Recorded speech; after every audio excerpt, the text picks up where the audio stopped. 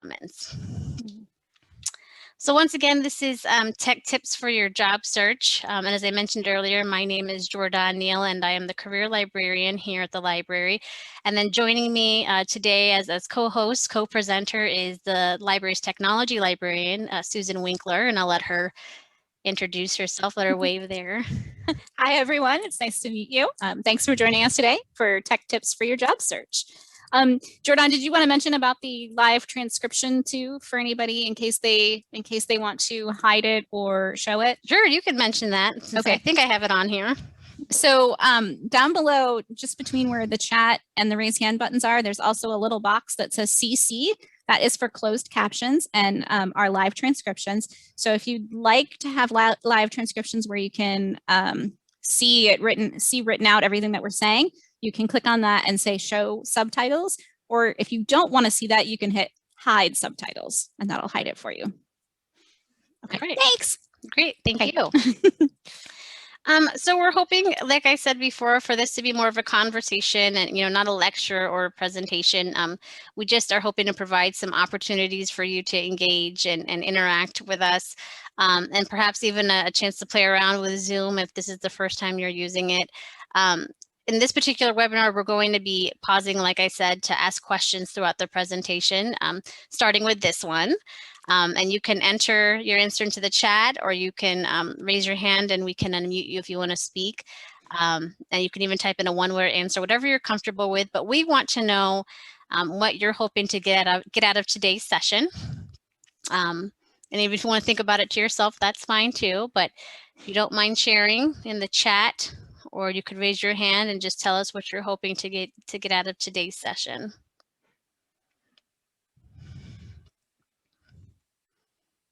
Yeah, we're kind of hoping to find out what intrigued you about it, or what made you want to come tonight to see what we had to say.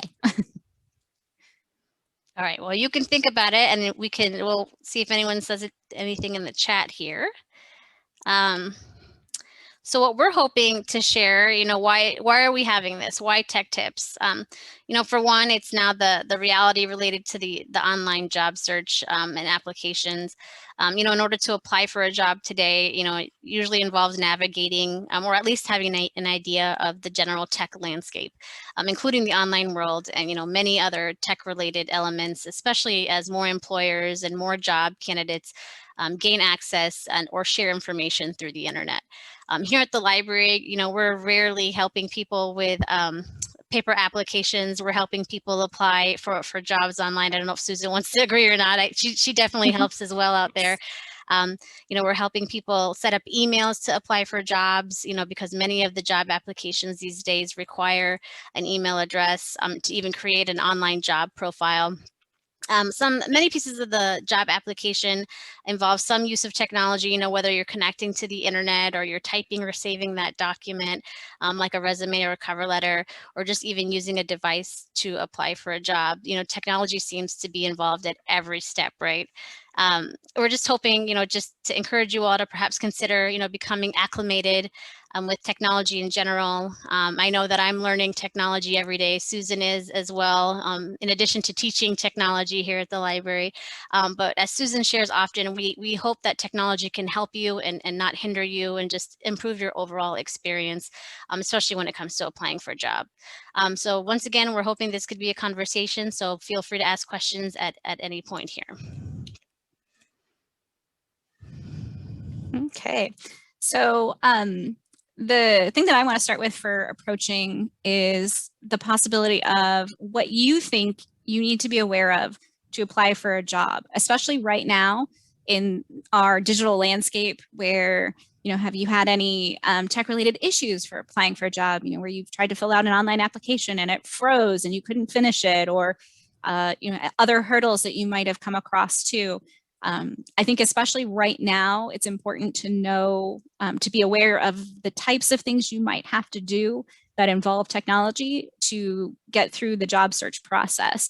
And if you have any suggestions or any thoughts on that, we'd love to hear it again. Feel free to put your answer in the chat or raise your hand. We can unmute you and you can have a little discussion with us about it.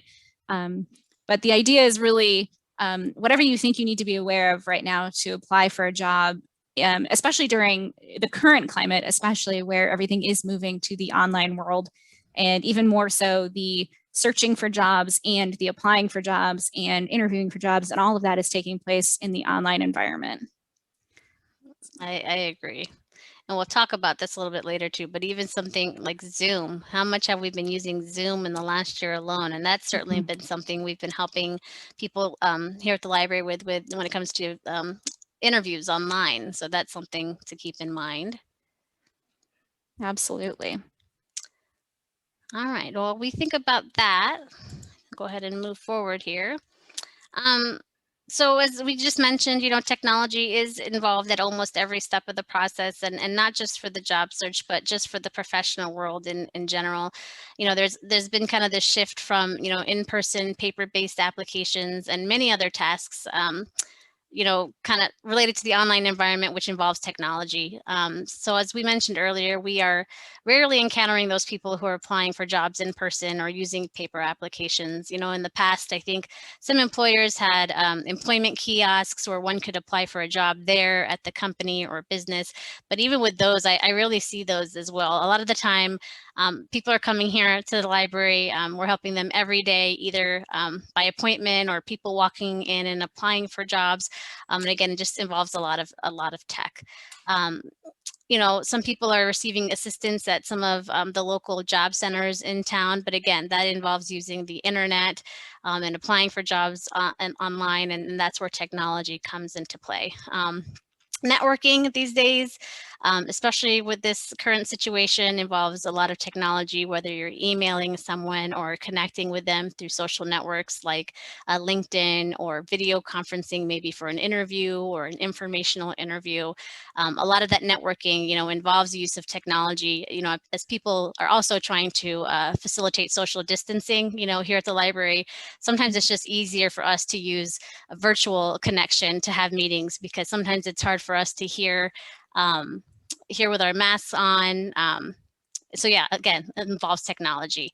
And then finally, just to further add to our points, not only are people applying through jobs through the employer's website, there's now employment resources like Indeed and Monster and LinkedIn that they're trying to be kind of a one-stop shop for job applications, but they also allow you to upload your resume so you can share it with multiple employers. And that, again, involves technology. So yeah, whether you're typing something out on your computer or using a certain file type, again, that all involves technology. How many times can I say technology in this Yes. here? We're going to say tech and technology. Exactly. Tech and technology. Yes. Well, it's all around you, so it's all justified. The amount of times we have to say it. So again, so tech tools. What are the things you need before beginning a job search in the online environment? Of course, you're going to need to have an active internet connection, be that either Wi-Fi or a wired connection. Is it going to be at home for you, or is it going to be in the library? Because of course, we do have Wi-Fi here, and we do have computers that people can use. And you can certainly come in and try to use our computers to apply for a job online. You have to know how to navigate websites. You have to know how to navigate to employer websites too. You may come in, we see folks often that come in with just the website address of the employer, and the employer has just said, go apply online. And that's all they've said. So then you have to take the time to navigate through the employer's website, which also is good, because then you can also research that company a little bit, which can make you more familiar with how they operate, and you can find out more information about them, which will help you for your cover letter and resume. But you do need to be able to know how to get to the employee part of that website where you can actually apply for a job. You need to know how to upload documents.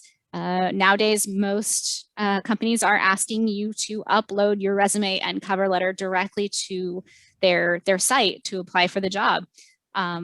There are employment websites, as Jordan mentioned, like LinkedIn, Indeed, and Monster, that even if you put your profile together up there, you're still going to want to create and craft individual resumes and cover letters for those individual jobs. So the technology is supposed to help you to do the job search, and then also, of course, getting beyond that job search. If you should be able to get an interview, then thinking about, especially now, current situation that we're in, being able to do a video interview, or even, instead of if the company's somewhere else, like on the East Coast or West Coast, and instead of meeting in person, you're going to do a Skype or a Zoom interview. Then you need to also be able to know how to use those pieces of technology to make it worthwhile for you. So we like to say that we have, I had three P's for technology. So not only do we have the H's of we hope it helps you and doesn't hinder you, but we also have the 3 P's. And then Jordan reminded me that we should add in that 4th P too. So for most technology, practice is good, because once you learn something, you want to practice it so that you don't forget it, and then it becomes more and more comfortable for you. Patience. You need to have patience, because a lot of times you will have to troubleshoot and you will have to solve some small problems with the devices or computer or what you're doing. You can always persevere if you're able to have patience and practice. You can persevere and you can overcome those obstacles. And then our 4th P is the public library. This is a chance for us to get to advertise that we are here to help. We want to help. Feel free to come into the library and ask us for help, or book a librarian appointment. Send us your resume and your cover letter for us to look over. Do a practice interview with us. That's all things that we are here to help with. We also have technology workshops. So we have classes where you can learn things like Excel or Word or Outlook and things like that. So, and hopefully if you can use those skills, you will then have the chance at lifelong learning. And once you've gained the technology skills, you can impart them to others. You can build off of them. It's a lot like what I used to say about math. You can learn addition, then multiplication, and they keep building on each other. Tech skills work the same way. Once you've learned how to do something, it can build to something else. Right. So yeah. Well, thank you, Susan. Yeah. And any questions at this point? Once again, you can share them in the chat, or we can unmute you. And I'm just going to move right along because I don't see any at the moment, but if any pop up, we will answer them. So Susan, and again, everyone can answer this if they'd like, but Susan, how do you stay organized? I know I always joke around how I always have to have a shared calendar with my family, or basically the event's not happening. Yes, absolutely. And of course, I use email and things like that and cloud storage. How do you stay organized? Yeah, well, we were just talking before we started tonight about how much I rely on my phone and set alarms on my phone and set alerts through my Google Calendar so that I'll remember to bring certain things to work or do certain things, or if I have certain appointments. But we also use our fridge still for a more low tech, I guess, variety of staying organized, where if we have bills to pay or whatever, we'll pop them up on the fridge, and then that they're in a nice line of sight for us in the morning to remind us to do that. Yeah. And if anyone else has anything they want to share, just feel free to type that into the chat. Mm-hmm.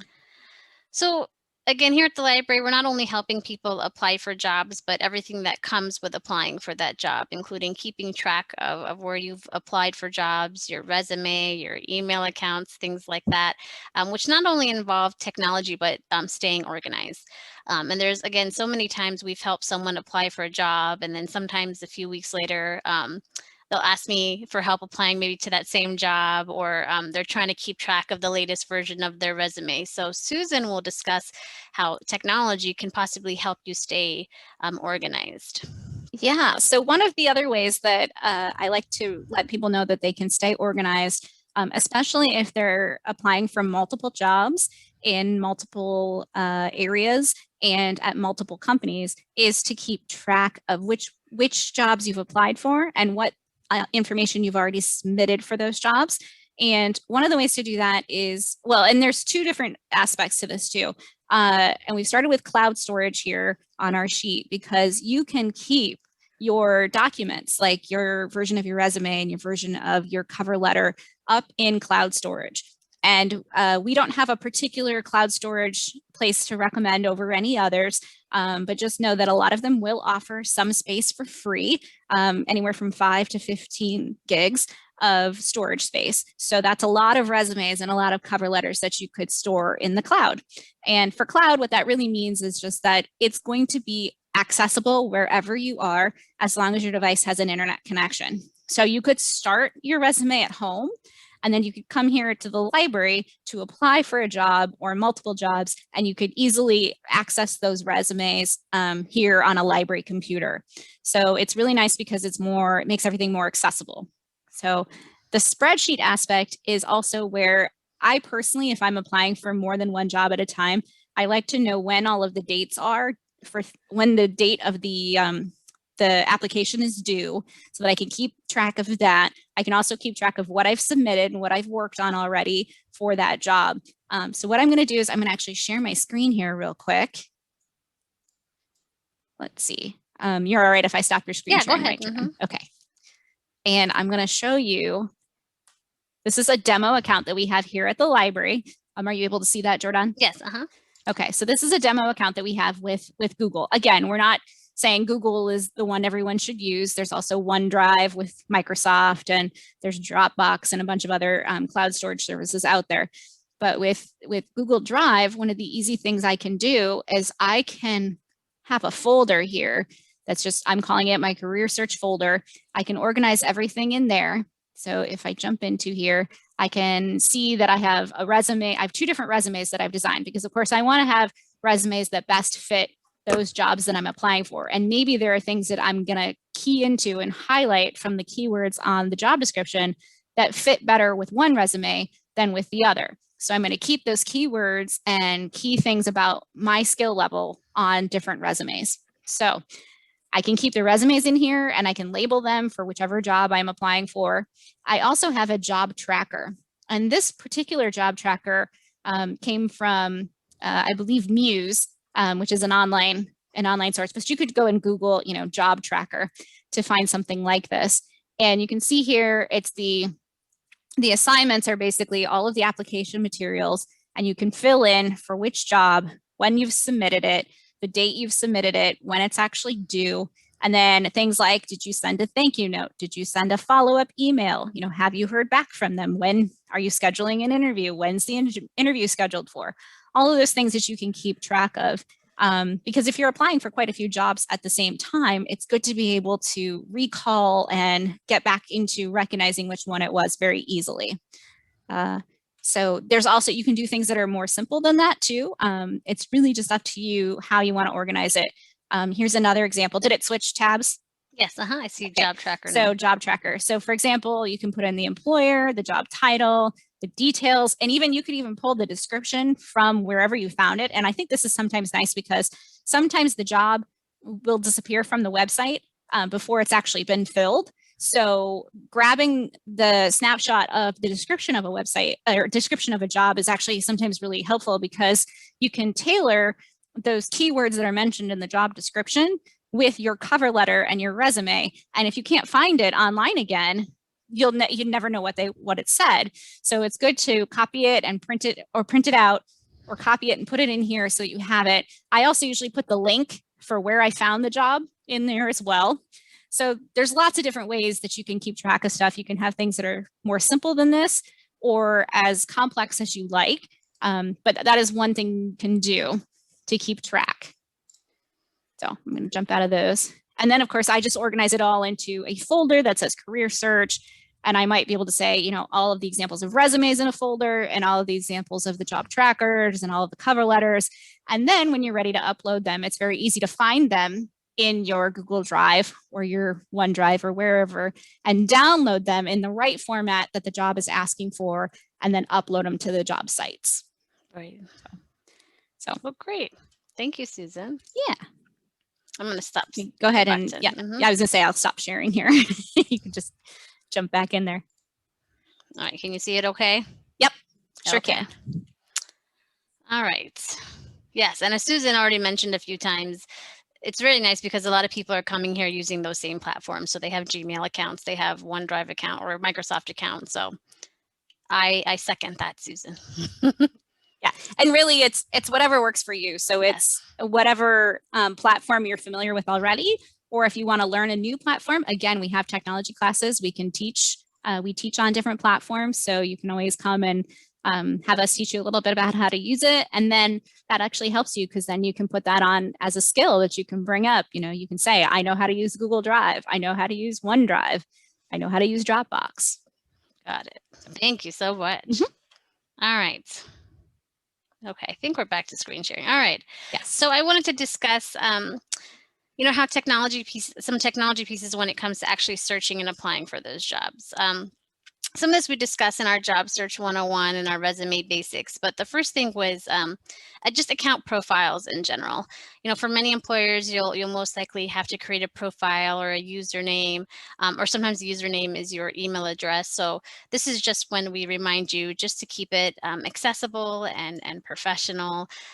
Try to maintain access to those online profiles, especially your email address. I tell the story many times about how somebody he got the job, but forgot his email password. So he had to call his new employer on day one for, because we had to create a whole new email address, and they weren't too happy. I'll just say that. So try to maintain that access. It definitely wasn't the best look for that person on the first day of the job.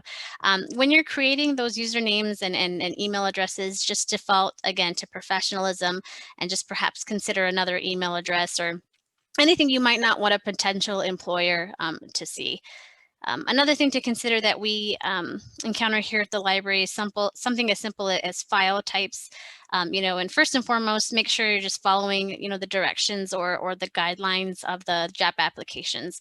But when in doubt, and I know there's conflicting information out there, but, maybe consider saving your resume or your cover letter as a more universal document type, like a PDF or a doc or docx file. A PDF is usually one of the most universal file types. A lot of employers can open that type of document without compromising some of your formatting or having your content compromised. I know a lot of people talk about resume scanning software, which I'll talk about in just a moment here, but at least from my experience, a PDF has worked for me. I don't know about Susan, but it's worked for me.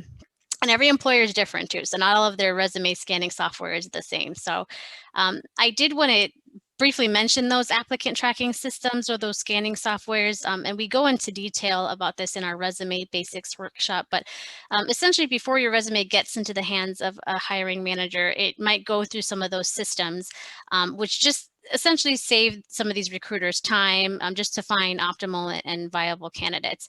And sometimes they're sorting through hundreds and thousands of resumes based on some of their ideal qualifications.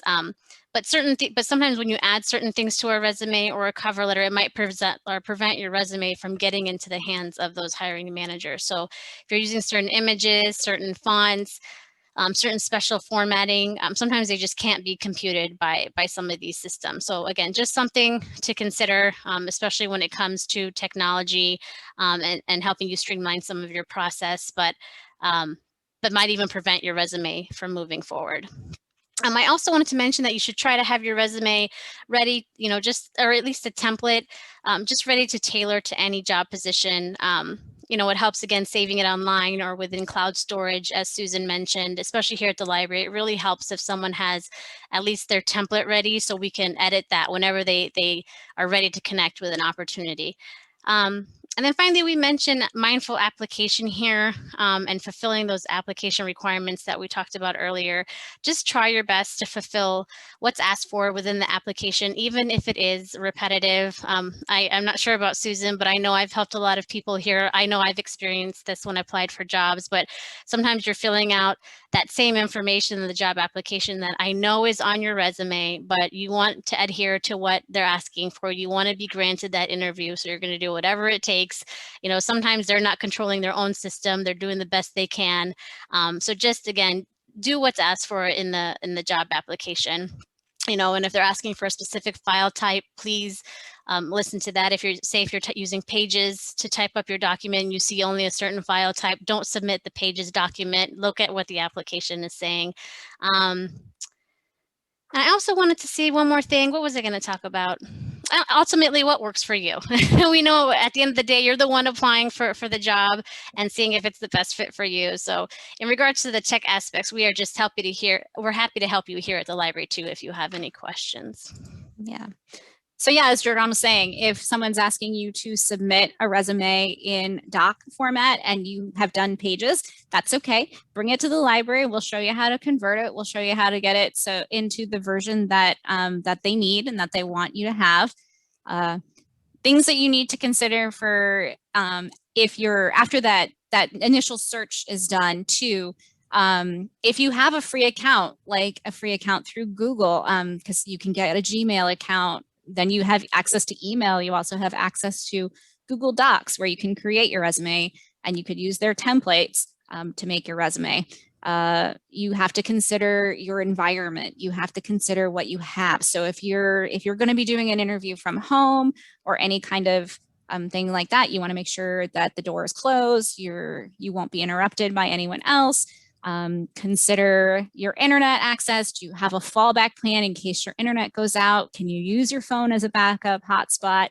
And also making sure that your assessment of the employer too, because employers right now are all having to switch to the online environment too. Now, yes, we've been in this for, about a year now. So hopefully but there were, hiring freezes too. So they may only just now be able to hire someone. So they may not be as familiar with Zoom or Skype or some of these other environments that you beforehand can get very familiar with. So you can work with your equipment, make sure if you have a computer, you have a webcam on it. If you're going to use your phone, you're going to want to make sure it's stationary. So you have something that you can prop it up on so that you're not having your hands move while you're trying to talk. Having a headset is great with a mic. That way you're not having to, check your sound constantly or anything like that. Pay attention to your audio and visual needs. Think about the time zones too. This is a big one. If you are applying for a job on the West Coast or East Coast or in Mountain Standard Time, I have to use Google usually to look up, time zone, Midwest time zone to Mountain time zone and get the conversion so that I show up at the right time for something. Also, if you can do all of this stuff ahead of time and you can become really familiar with these environments, again, you're going to help yourself and the technology won't hinder you if something does go wrong. If you need to troubleshoot or have a backup plan, you already have those things in place. You already know what to happen if your screen, what to do if your screen freezes. You know what to do if you've lost, if your internet drops. And that is all good stuff because that means you can problem solve and you can troubleshoot, and that will actually look good to an potential employer. Oh, great. And then there are certainly professional considerations too when it comes to your job search and technology. For example, if you're emailing with a potential employer, just be mindful of what you're saying, and how you're saying it. Everyone can easily go back to their email correspondences these days and just read those previous exchanges. Unfortunately, we don't always get the job and we don't always learn through a phone call. So sometimes it's through email. So again, just be mindful of what you're saying and how you're saying it. And not just an email, say if you're messaging back and forth, let's say through LinkedIn. I know I've chatted with a lot of colleagues in the library world using LinkedIn and connected with them that way. Again, what are the names of, your online profiles and emails? Susan will talk more about that in just a moment here, but just again, consider your tech footprint when it comes to your overall professional world. I do want to talk about video conferencing, as there's a high possibility of encountering this, especially during this current situation. And hopefully when you're granted that interview, it might be Zoom, it might be through Skype. And so Susan mentioned some of the tech pieces, but there's also some professional considerations just to parallel some of her points.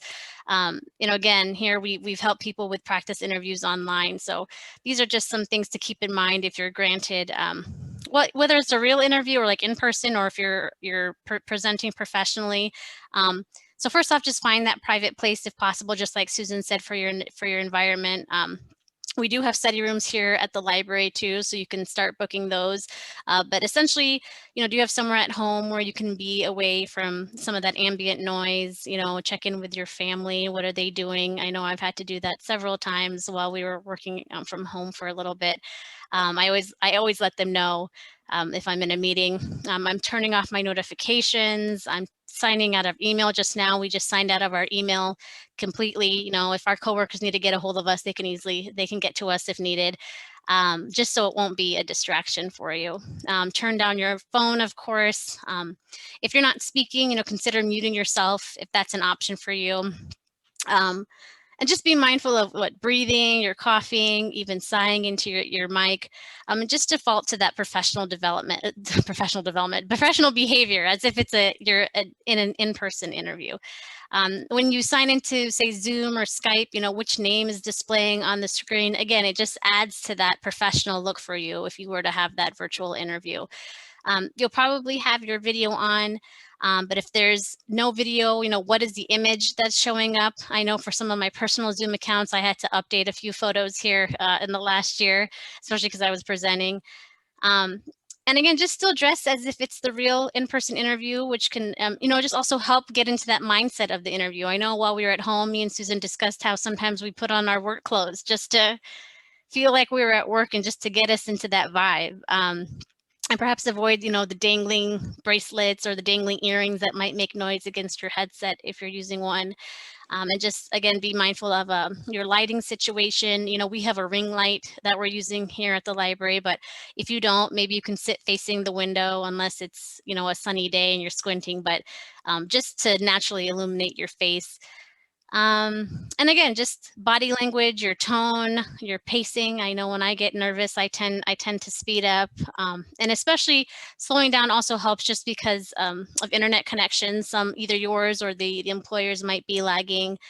So just speak slowly, just for clarity as well. One of our colleagues recently sent an article that mentioned comfort cues, and essentially these are the little things that you do when you're nervous, which might increase during an on-camera experience or an interview. So try not to sit too still or be frozen, and you could still use hand gestures, just don't let it be distracting. Mm-hmm. As far as eye contact, I try my best to look at the camera. So I'm looking at the camera here just to maintain eye contact. You can do that. Sometimes I'm looking at my presentation here too, but just make sure you're not looking all over the place. You can have notes, but just make sure you're not looking down. And also just remember that you're on until that Zoom call is over. So before you breathe that sigh of relief, just make sure you're not saying or doing anything that you do not want that potential employer to see. And then finally, try to have your talking points ready. These are going to be tried and true to who you are as a professional. They're not going to change days before the interview. So you can certainly practice that, or your elevator pitch, things like that. Mm-hmm.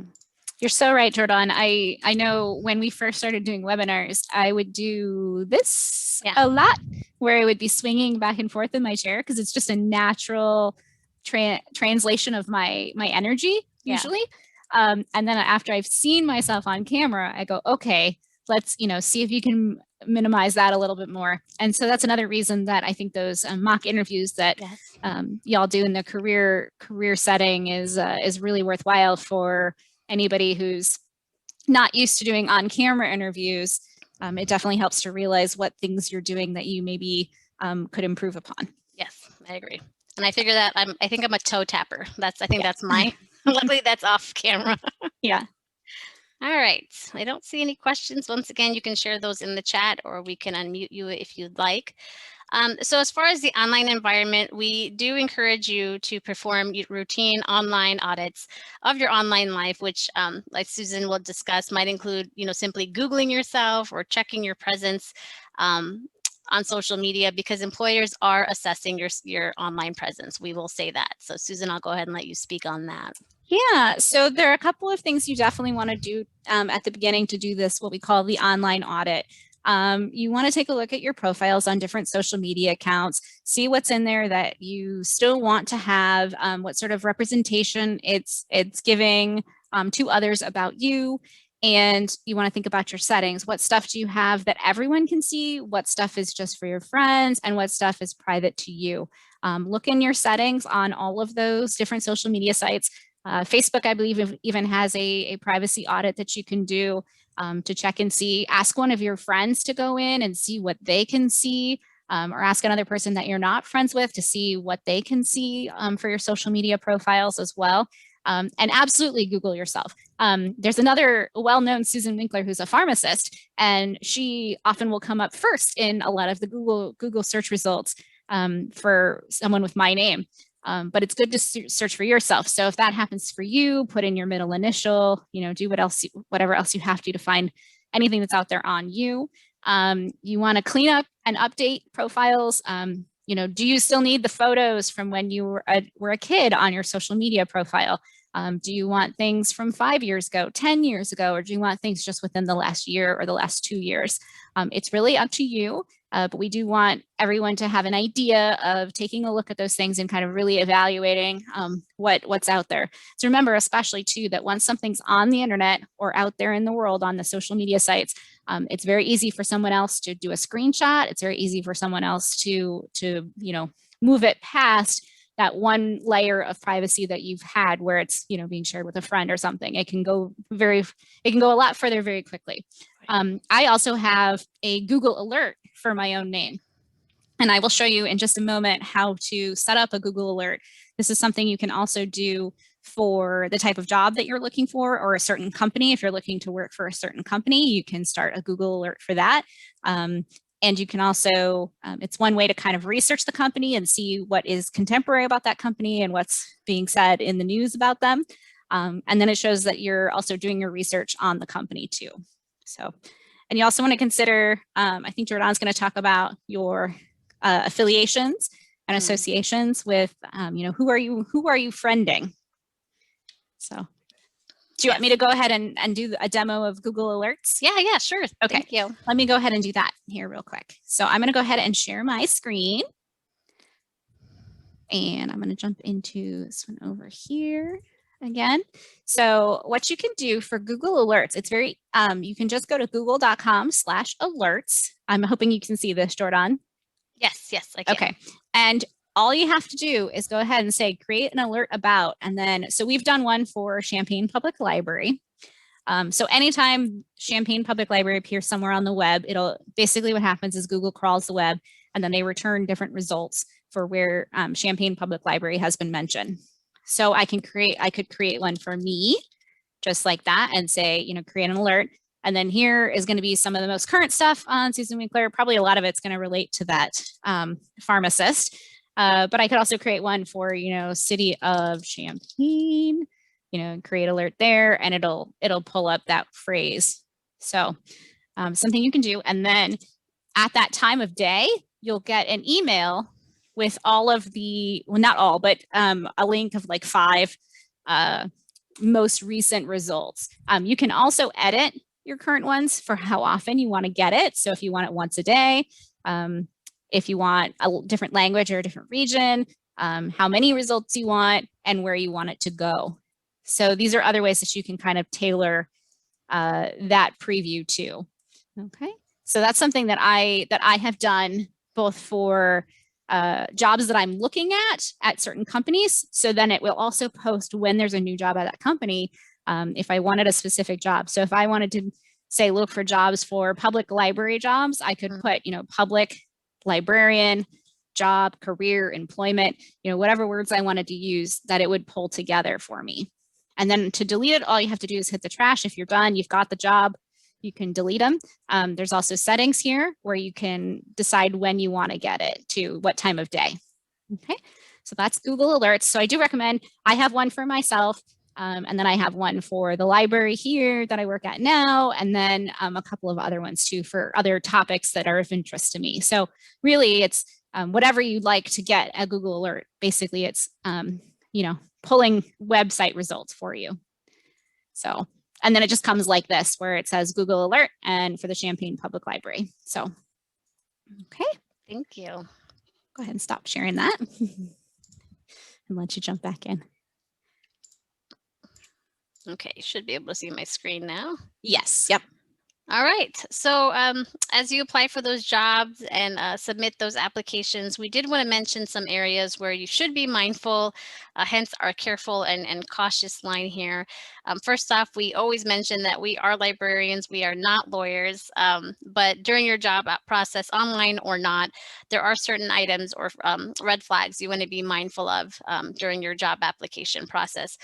One item is what a prospective employer can ask you or require you to answer during that process. There are At the federal and state level, there are prohibited practices, which includes discriminatory questions at the hiring stage, or any stage that are required. So any questions related to basically race, age, gender, religion, disability, sexual orientation, things like that, that would be an item of concern and a red flag. And I would not only question if it was legitimate, I would suggest avoiding that, and perhaps even consider reporting something like that. And of course, you can connect with us here at the library and we could help you find that information. Now, there is a difference between that information being required or volunteered. So again, we help so many people apply for jobs, and many customers are asked these questions, but they're asked if they want to volunteer this information. So they'll ask all of it, and then the last option will say, prefer not to say, or something like that. So that would not be required. Something else to be on the lookout for is, of course, anything related to money. You know, if they're asking you to pay a bunch of money, that would be a very huge red flag. Now, some people do cover some travel expenses, things like that. You know, but again, now with video conferencing, I think a lot of people are moving to that. I think a lot of people might stick with that because I think it was easier for a lot of employers too. I mentioned often that I'm also a registered nurse, and you know, and sometimes nurses receive sign-on bonuses, things like that. But you know, if it's $1 million sign-on bonuses and a new house on the beach, I think that would be a red flag. It would be nice, but I think it would be kind of a too good to be true situation there. So ultimately, continue to perform your research. Again, come to the library. We can connect with different library resources, or even just brief assessments through the Better Business Bureau might give you some insights as well. And like I said, just come connect with us, and we can help you determine if it's a legitimate opportunity for you, but ultimately if it's a good fit for you as well. Any questions with that? I'm going to take a little sip of water. I'll expand on that just a little bit, Jordan, too, and say that a lot of the job searching that you do, where if you are looking for a job and someone has posted something on social media and you're seeing it on social media for the first time, that is the best time to go and research the company. Yeah. You know, look into the company, call us. We'll look at the Better Business Bureau. We can talk, you know, you can also talk to the Illinois Attorney General's office about whether or not you know, they've had any complaints about the company. And that is one way to find out if it is a legitimate, you know, legitimate job search where there's a legitimate employment opportunity. I think the RPC also probably helps with that a little bit too here in town, the Regional Planning Commission. Yes, yes. And IDEAS, right? Yes, exactly. Illinois Department of Employment Services? Security, I think. Security, okay. That's why you're the career librarian. Watch it, I think it's security. 90% sure. Okay. So not any questions, we're going to move forward. So we just wanted to talk about some, of course, some resources we have here at the library. We try to mention these as frequently as we can. And the first one is Gale Courses. I think that's me that talks about Gale Courses. And it's essentially that. Is that you, Susan, or is it me? I think it's me, but either one of us. Go ahead, talk about it. You're well versed in it as well. No, go ahead. I'll let you talk about it. I'll do the next one. Okay. So Gale Courses is something we offer through the library. If you have a Champaign card, you can sign up to take 6-week-long courses in a multitude of topics, anything from learning how to do public speaking. They are including things like Microsoft Excel and Word and technology classes. And I think it's 375, it looks like, right now.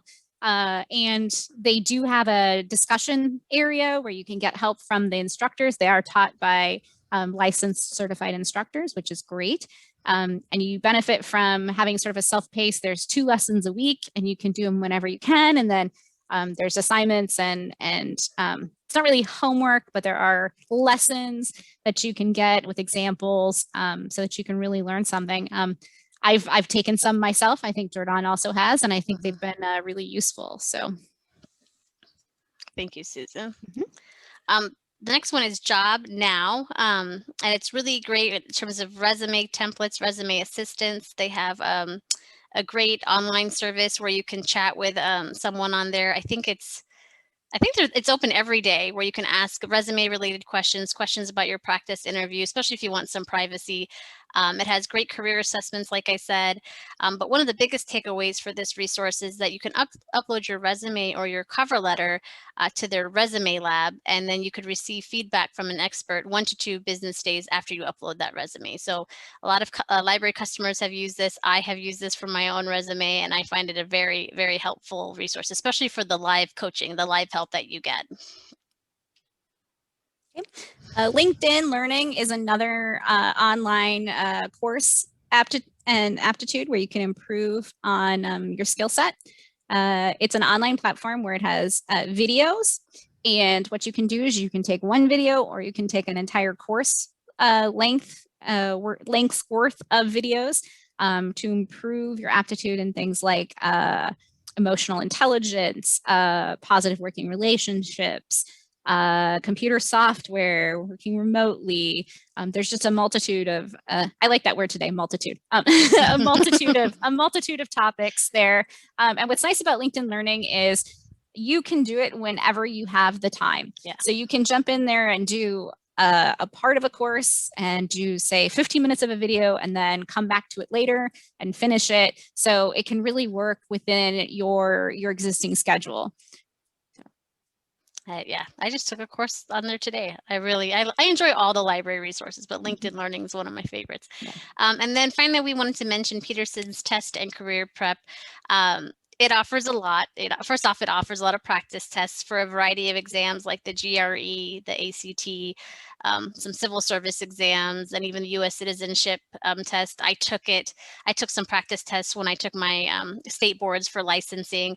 I currently have a Unit 4 student who's about to take some high school exams for college prep courses. So they are studying there using this resource right now.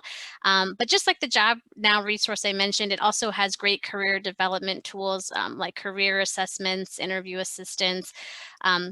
Their virtual career library offers tutorials that focus on anything from career changes to resume help during your job search.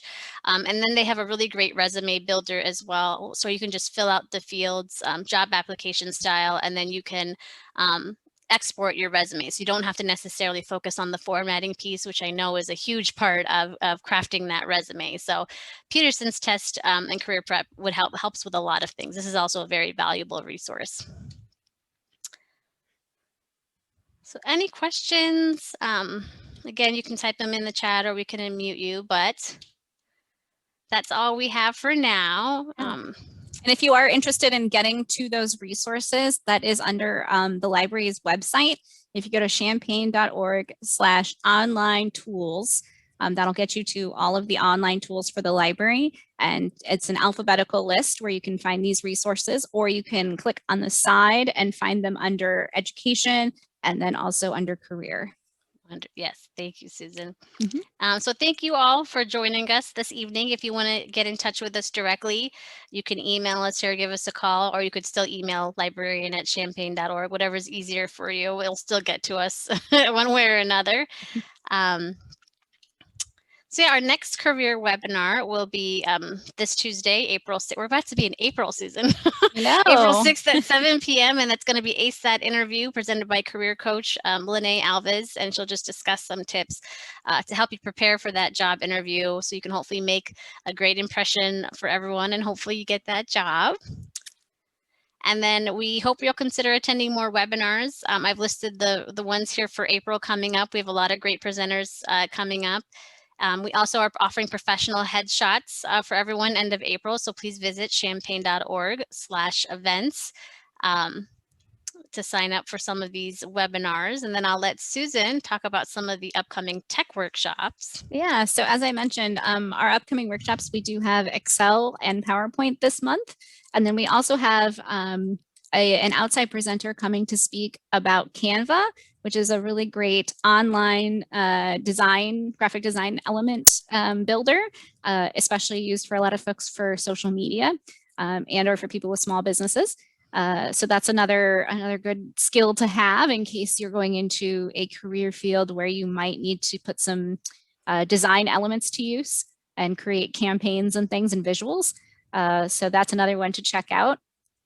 And again, we do have, of course, we have, intro to computers, we have how to do file storage and organization, and more about cloud storage. So feel free to check out any of our other sites. You can either go to champaign.org/events or champaign.org/tech-workshops.